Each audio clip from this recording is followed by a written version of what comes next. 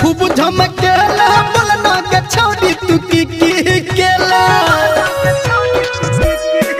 हरे टोला में शादी छल खूब झमकेला बोलना के छौरी तू की केला छोरा ऑपरेटर पे तू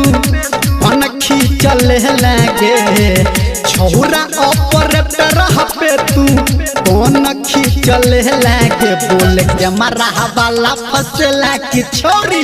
डीजे वाला से फसल गे कैमरा वाला फसला की छोरी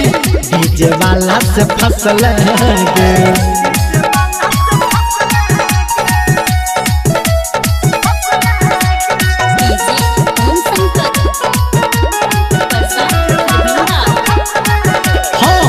आगे डीजे के न चला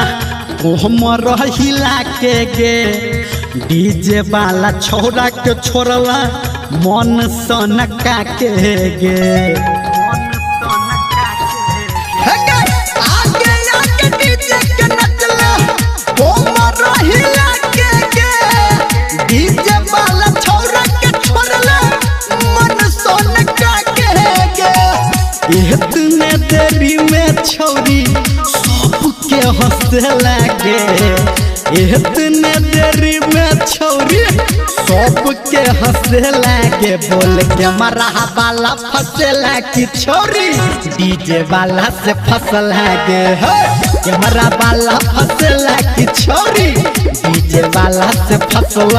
गे बाद में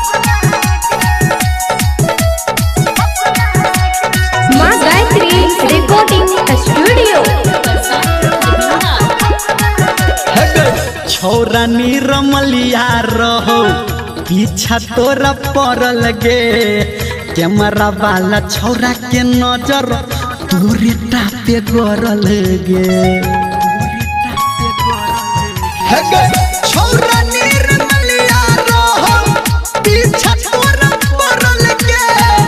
कैमरा वाला छोरा के नजर तोरे पे गरल गे आज जे देखल तोरा सबके तू डट लगे आज जे देखल तोरा सबके तू डट लगे बोल के मरा वाला फसला की छोरी